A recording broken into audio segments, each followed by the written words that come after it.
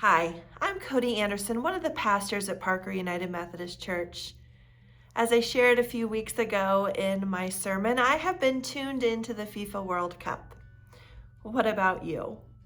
Now, in the last week, I have to admit that I have probably watched more soccer than I have my entire life. Admittedly, I am a bandwagon fan, and I love that commercial where Will Ferrell is talking about if your team loses, then just get on the next bandwagon. It's kind of what I've been doing. I have loved watching these matches that go into sudden death moments of having to do penalty kicks to see who wins. I have loved being able to watch a team come from behind and win. But I have to admit, I don't often understand all that is going on. Being a bandwagon fan, I have no idea what the rules are.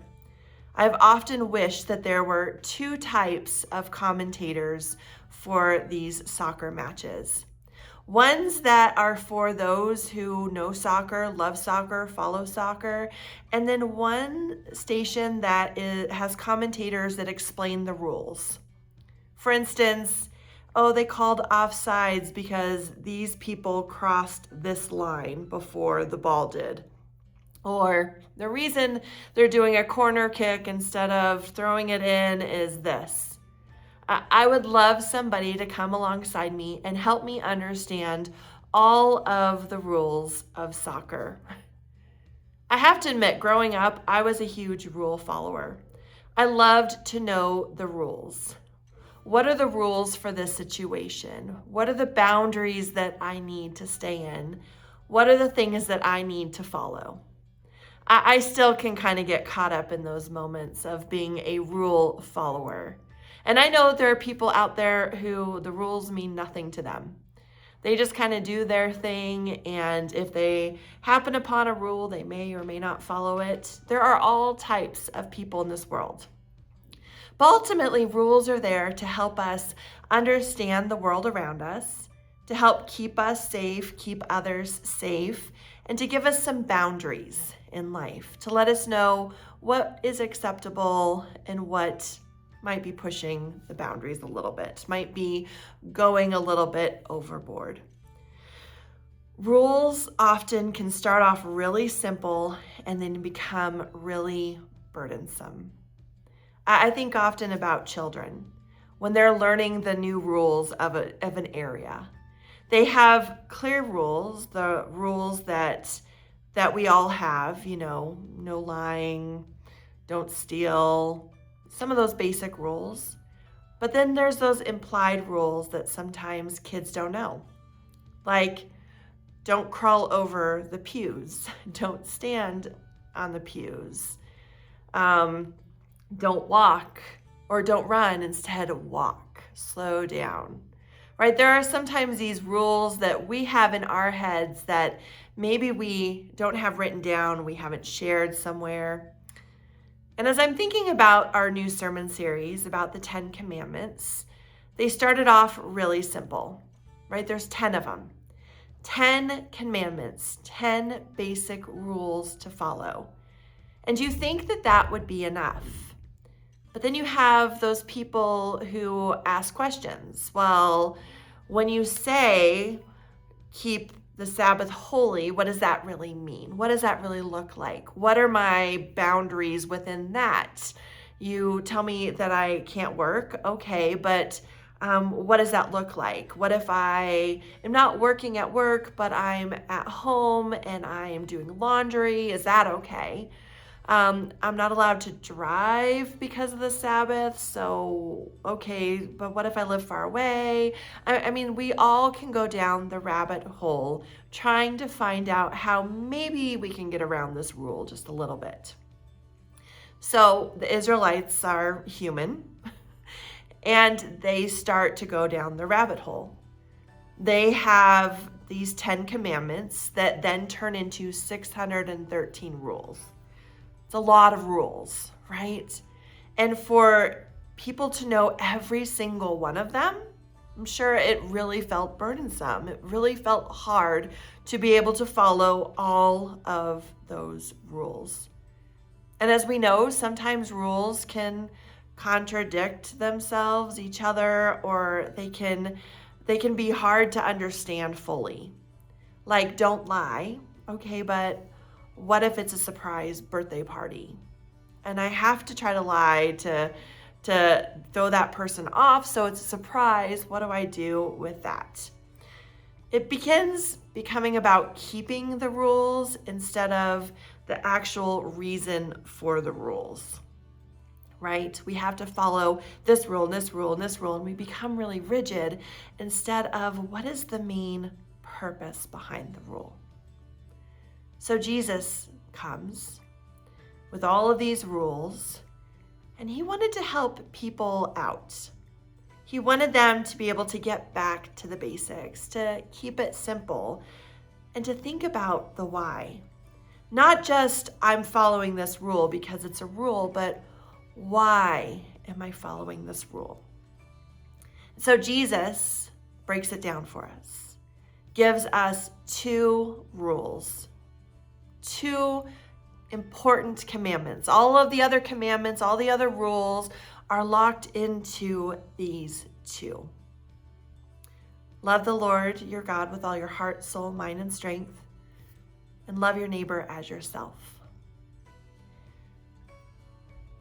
Those seem really easy, right? They seem really basic. And yes, they encompass all of the other rules. If we just love God and we just love others, done. But it also invites us into a relationship, invites us into thinking more about why we are doing things instead of just following the letter of the law. So I often think about people right now who don't have enough, who don't have enough food, maybe are running low on resources, don't have enough to be able to give to their family. And I shared, about a year ago maybe, this story of this TikTok trend that was going around, this social media trend where this woman was calling churches and she was explaining that she didn't have enough food, enough milk to be able to provide for her newborn baby. So she was calling and asking churches to be able to just donate some formula.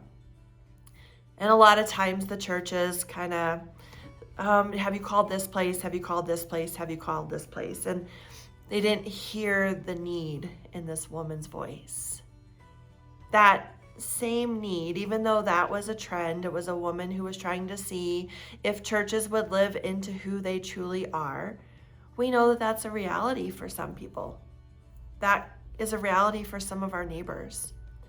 And sometimes those desperate moments lead people to go in to a store and to shoplift, to take something that maybe they need. And we can think about the law, right? We have rules. Don't steal. That's a huge rule. But what if somebody is in desperate need? What if somebody is trying to provide for their children who've had nothing to eat? What do we do then?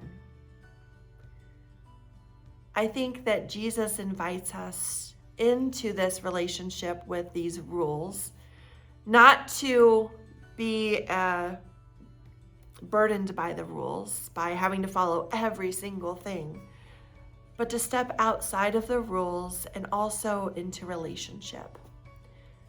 To see the actual hurts and needs of those around us, to see the pains of our neighbors and maybe take steps to helping them in other ways besides just following the rules.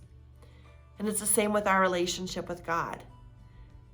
This love God and love others as the rules allows us to really delve into and invites us to take a step into what that really looks like. What does it really look like to love God with your whole heart, with your whole mind, with your body, with your strength? What does that look like for you? What does that look like in the way that you interact in the world? What does that look like in the way that you live out your life and that you then help others live out theirs? And then loving your neighbor as yourself, loving others, right? What does it look like to actually do that?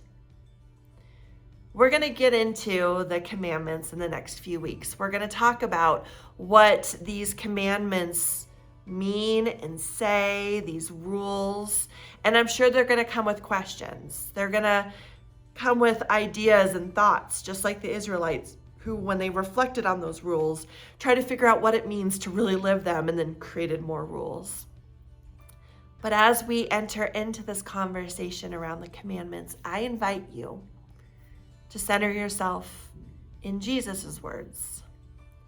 The law is summed up in these 2 laws. Love God with your heart, soul, mind, and strength, and love your neighbor as yourself. What does that look like? Step into that relationship as you wrestle with those 2 rules and see where God might be leading you, might be inviting you into a new space, a new way of living that takes care of both your relationship with God and sharing that love with others.